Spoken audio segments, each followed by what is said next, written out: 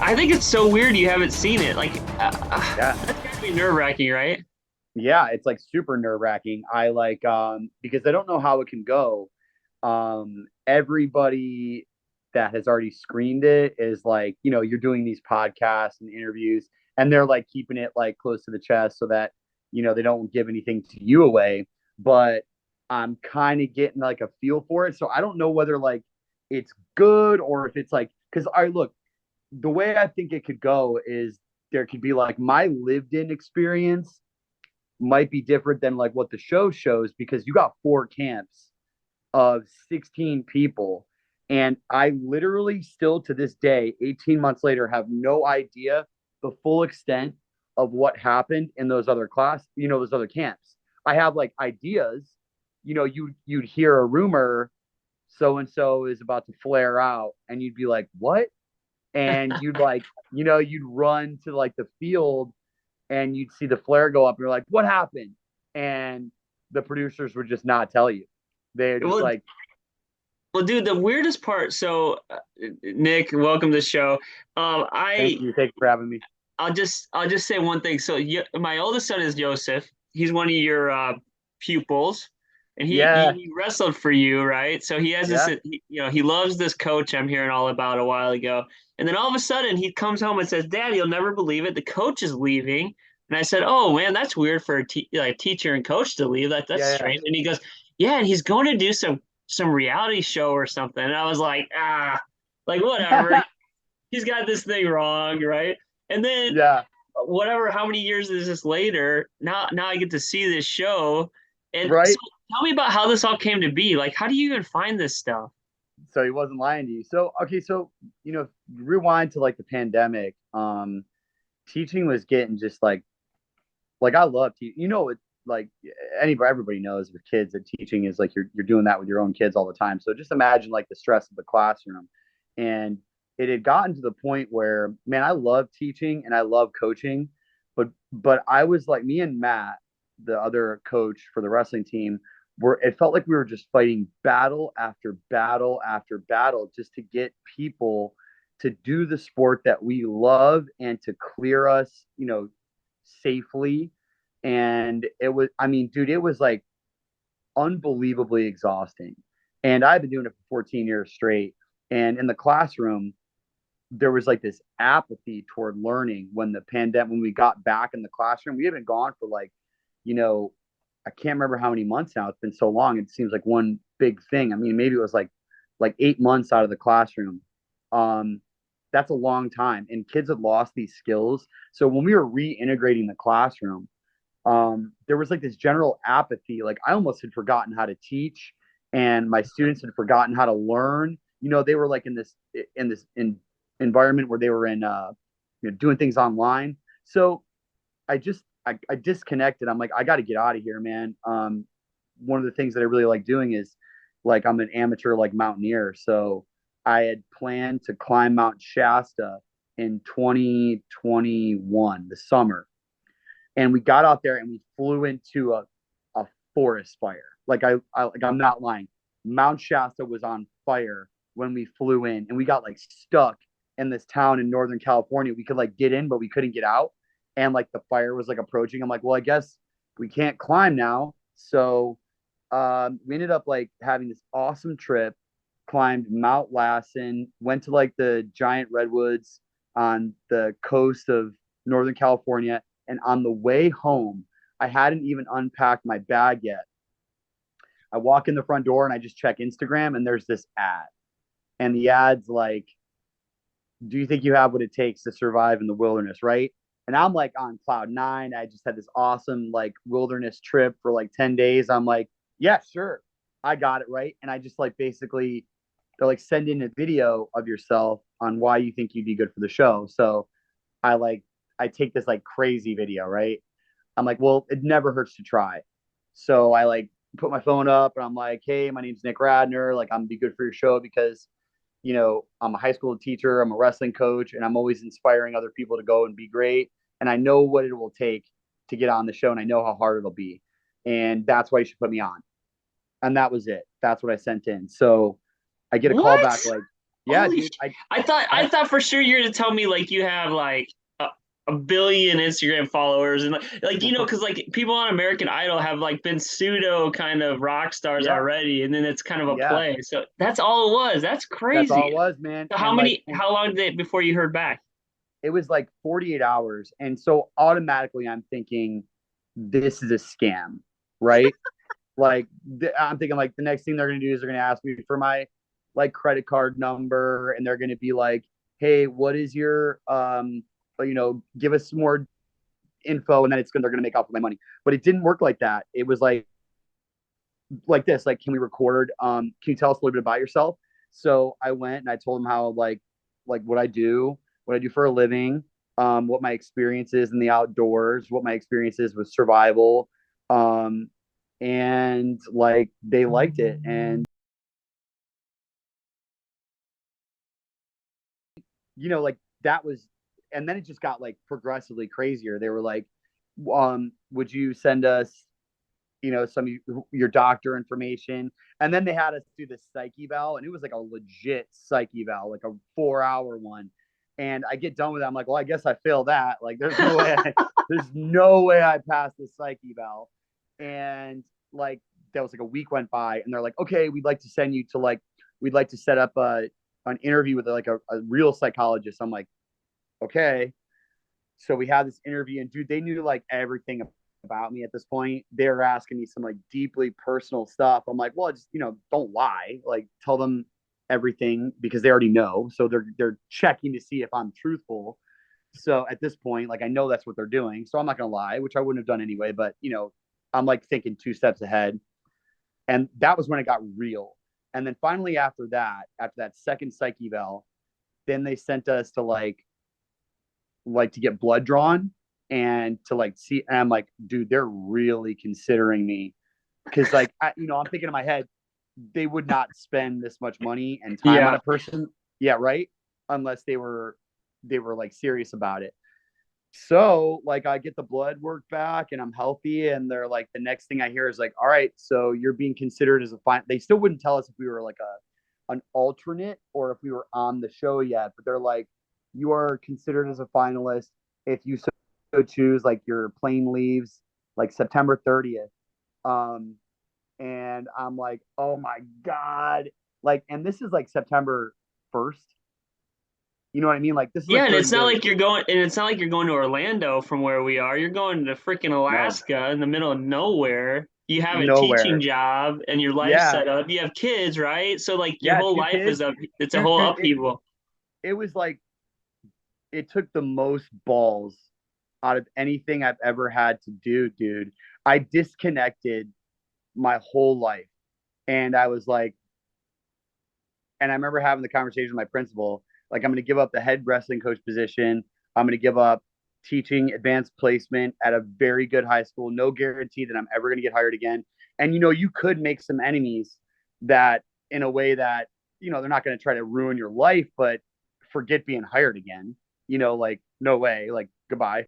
Yeah, because Um, I think it's one of those things you had to have this moment where it's like it went from submitting a funny video on Instagram to yeah, I'll go through the process, like an interview process, and then it's like, hey, you get the job, and you're like, oh, great, awesome, oh shit, like yeah, you yeah, had that dude. moment, right? I was like, and then I knew like this is your one shot for the rest of your life. This is like your state championship personally that you get to do. If you say no, you will never get this opportunity. But if you say yes, you might win it. And dude, like I That's just amazing. That's well. and I So knew to I tell couldn't. me, did they say that? So it's like They basically just say indefinitely, or do they say, hey, just clear everything through the end of the year? Clear everything Because to the the end of game, the year. yeah, okay, Yeah, because it the was game doesn't say unspecified. when it's going to end. I mean, it's called Outlast, right? So the title alone makes me think that Right. it's going to take forever. Now, it's basically somebody on the show, I think, described it as sort of a Hunger Games meets Yeah. Alaska in teams Yeah. and stuff like that. Like, what did they describe to you? Like, when did So you know the full deal? Like, what the game was? so they sent us like an early idea. Okay, so from my understanding is that the producers had like an outline, but that was it. they had ideas that they wanted to like incorporate on the show, but they weren't sure how they're gonna get enough footage of like challenges and like teams and like individual stuff. There might be a navigation. Like, here's what I thought it was. In the early 2000s, there was a show called like Geo Trek, and it was awesome. They would take teams of mountaineers and they would drop them in remote like locations, and then they would be like, you need to make it here on a map in 48 hours, and they would like have four different teams going like at an equal distance but like really difficult terrain. That's what I thought it was, man. Like, I had no idea. I thought it was like a reboot of that. And then when I read like the early instructions that were actually nothing like what happened when we got out there, it felt like it was something totally different. um there was actually a lot of like personal on this, like people in the show that I was on my team that were like, this isn't like what I signed up for. There was a lot of that. Like, and I'm like, yo, just roll with it, like whatever. Like, so what? It's all the same. We got to be tough. We got to be hard. We got to win. Like, it doesn't matter that the format is slightly different than we thought it was. And looking back, I know why they did it now. They did it because they didn't even know. They had an idea of like, this is what it could be, and then we'll pick and choose like the game, and we're going to let it happen organically. The most important part is that it happens on screen. And dude, from what I hear, that's exactly what happened. They had an outline. Everything happened organically. None of us knew each other. None of us were able to like create teams ahead of time. It was all just like, all right, here we are. You're my teammate. Clothes on our back, and then everything happened the way it's going to fold I out, I was, guess. that was one of my questions is if they leave it indefinite and the team factor. What's so interesting now in hindsight is I watched it about a week ago, and in hindsight, I'm trying to think the team aspect of it because I didn't realize this until I just read through the synopsis that provided by Netflix, and it said you had to win as a team. And now I remember that when I watched, so they were very careful about the fact that you always had to be in groups. Mm-hmm. So I was wondering, like, that whole deal made it so much different in terms of like survival, right? Because it's one thing to Yeah. be a survivalist and you just get into your hole and you just outlast, right? But it's Now a you're whole nother splitting deal when you food. got multiple personalities, different dudes, different Yeah. ways of working. It was Yeah. that hard to It's so hard. navigate? Oh, dude. I personally, yes, it was, because everybody out there is a badass.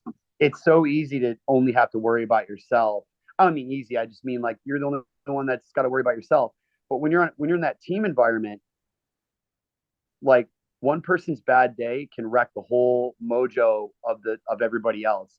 And I'm sure that there were people out there who's they let their ego run away with them, and they were legit like good survivalists. They were people that know the outdoors, that have never used to being like taking orders from someone else, and all of a sudden they got to work on a team. But like, dude, specialty, man. Like, my specialty is like bringing crazy kids together and making them like a phalanx. It's what I do. It's like my job. So, and for me it was hard, so I knew that to make a strong team, like my I would need to be indispensable somehow. And that means that, like, if I'm not the best hunter, or if I'm not the best like fisherman, like, I better bring something to the table. And that's like never say die attitude, never quit, never give up, and like emotionally support my team where I can, because I can take care of myself. But man, yeah, taking other people and being responsible for their well-being, it wrecked some teams. It really did. Like, they turned on each other like right away, Well, like as far I as the wrote middle. down. So when I was watching, I wrote down two things, and without giving away anything that happens, um, I wrote down two things that actually you said. So I had a vested interest in watching you on camera because of the association with my family, which was cool. Yeah, it's But a couple cool. of things, and I would say I probably would have written this down anyways. So you said something, and I'll paraphrase something about quitting. Quitting is really I think the quote The he said, I disease. don't remember, is just quitting's really hard the first time, but then it gets progressively easier. I thought that was Oh so yeah, cool, dude. That was dude, so that's the neat. truth. I agree with myself. Like, Nice. like, no, that is, man. The first time you quit something, it's super hard. You're racked with guilt, but that's the disease, and that's why I hate quitters. And I don't mean that like I don't hate you personally. I hate the every like the word. It makes me sick because it's so easy to just give it in.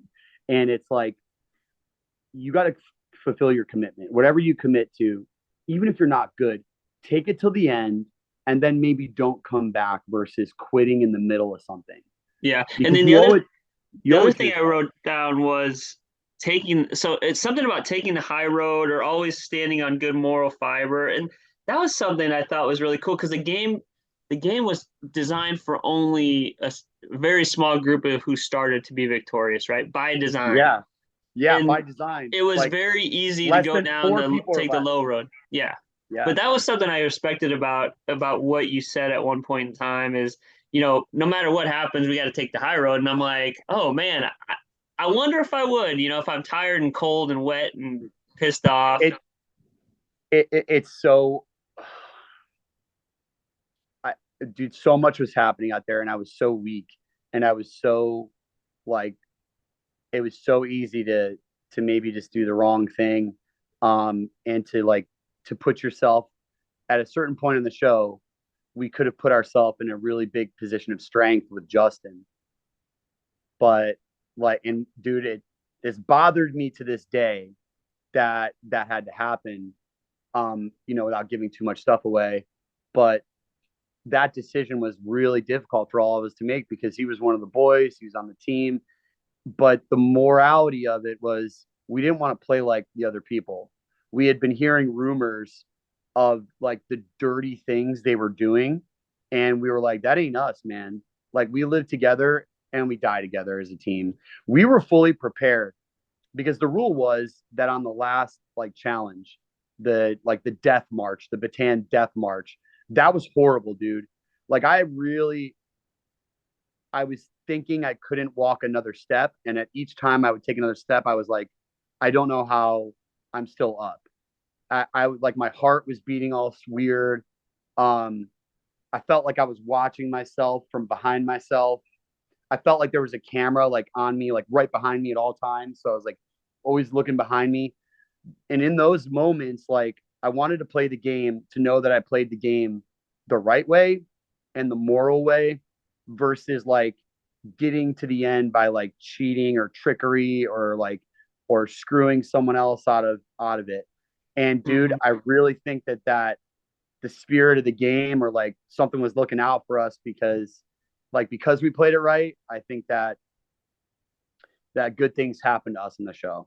Yeah, I love it. I love it. Those are the two things I wrote down after watching all the 8 episodes, and they're attributed to you. So I mean, like I told you when we were setting this up, I was like, I felt oddly prideful for you. So let's pragmatically the game. So you're playing this game. It's fall in Alaska. We're Floridians. I mean, Oh, it's freezing. Temperatures are sub freezing. They so hard. drop you in the middle of nowhere with nothing. They do drops of rudimentary supplies that I wouldn't know what to do with.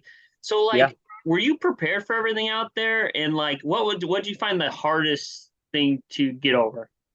I was prepared, man. Like I love the cold, but the rain, dude, the sopping, like that cold is a different. You're sopping wet, and and you can't start a fire.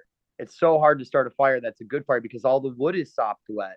Like we had to find standing dead trees, cut them down with a hatchet, and then like split them. And like the trees up there were like mountain hemlock, western hemlock, and like Sitka spruce. And when that type of wood burns, it's not like an oak round that you throw on a log. It'll burn hot for like hours, smolder. Like the spruce and like the piney like hemlock burned up quick and like didn't give a whole lot of bang for your buck. So even when we got a fire going, it just wasn't like sufficient to warm you, and you're wet, and like the wet like saps your morale. It just like I remember I remember like it rained for 4 or 5 days. We got hit with what they call an Alaskan hurricane, which means like just horrific, like huge, like low pressure system came through and dumped rain for like a week straight on us. And we didn't have a shelter up yet. We had like the makings of a shelter before we got our like our real deal going. And it was being wet like that. We just like, dude, that was the closest I probably came to just firing the flare gun without actually doing it. I was really considering it because of how awful it was. It was like, what am I doing here? Yeah, I'm a Floridian. What am I doing here? I'm in Alaska. I like to go to the mountains, but I'm always prepared. Like I am deliberately not prepared for this. So Well, even though we had how did they work the clothing for you guys? Did they give you like an allocation no, of stuff? You brought your own stuff and you just layered up as much as because yep, I was thinking they to gave myself us like, what would my strategy be? Would I just put on like 20 like Joey and Friends after Thanksgiving yeah, and put on all the yeah, clothes, yeah. I No, don't they know, gave you a dude. list. They gave you a list of what you could bring. It was like 10 items, like one hat, two pairs of underwear, like a thermal, like a base layer, a mid layer, and like a heavy layer. And it was your choice of what you could bring, but you couldn't layer like 600 layers and be fine. It was like and they counted it. They did like a gear check. So like you couldn't bring extra stuff into the field and, be more prepared. It was like, yeah, dude, it was hardcore. I mean, they kept telling us, right? And I don't know how true it is because alone is its own deal. I would not want to go on alone. Those guys, dude, I came back and it took about a year for me to like mentally reset from this and like physically reset. I feel like alone would permanently damage you, like in a Yeah. weird way. It would be freeing, but like I know a lot of those guys get divorced from their wives and stuff, and like their priorities completely change. But they kept telling us like it would be like alone is like camping in the woods compared to what you're about to do. And I was like, Just because of the environment? the environment and the fact that we couldn't choose our equipment. Oh, So okay. we had no real way to prepare. We were deliberately insanely unprepared. And like they wanted to see, are you a real survivalist or are you just full of shit? You know what Well, I mean? that's crazy. Yeah, I have all these questions swirling in my head that sometime we'll be able to chew on our next chance. But so now that we're getting prepared for it to be out, it's going to be out on March 10th on Netflix, right? Have Mhm. you thought about what that means to you, like personally now? Now, whatever happened in the game, right? I think two of Yes. us know what happened in the game. We're not going to spoil that. But are you prepared for like the doors that might or might not open for you going forward? And like, what's that going to look like? Are you prepared for people to come up to you while you're drinking a beer at the bar with a buddy, go, "Can I get a selfie?" Like, it could be a different deal for you. Tobin, to be honest with you, like, no, I'm not. Like, because, dude, look, man, at the end of the day, I'm a high school teacher and a wrestling coach. Like, I don't really need to be a celebrity. I'm sort of past that time in my life where I know that fame is not great for people. But I also like if someone comes up to me and they really want to like chat me up, like I'll talk to you as best I can. Like I'll give you as much energy as I physically can because like it's people are they want to know and they feel special when you talk to them about what it was like and you make that connection with someone, as long as they're not crazy or like really trying to like be disruptive. Like I will talk to everybody that wants to talk to me because I know eventually no one's gonna care, Well, like gonna is this strategic though? Because this is going to come out when your kids at school are on spring break, right? So, like, are you hoping like a week, you're going to come back for spring break? You might have a line of people at your door going like, "Coach, I oh my know, God, can you believe this? Like, I what?" know. It's already been pretty crazy, dude, to be honest with you. I mean, I'm getting a lot of like people coming out of the woodwork, congratulating and saying how excited they are. But I don't, but those are like my close people that have known me my whole life and like that I'm friends with on Facebook and friends with on Instagram. Like they know me and they like, oh, you were on a show. I have no idea about the people that are going to watch the show and then, you know what I mean? Yeah. So I just, I'm everything good that happened to me on the show is free. Like I promise. Like I really mean like the perspective, the experience, the friendships, the hardship, and then like the feelings of like, dude, I can do anything. Fearlessness afterwards, like everything I've been teaching these kids about you, if you put your mind to it, you can absolutely accomplish anything. And that every one of our barriers is self imposed almost, with a few exceptions, that we really put up our own barriers to things. And then we decide whether or not we can like overcome them. like that's true. Everything I've been saying is true. And it was like really validating for me. Like I told you, I told you, man, I've been telling you guys, put your mind to it. You can do it. So, and that's free. Like none of that stuff has to do with anything with like fame or money or anything. It's like, it's what I'm most proud of.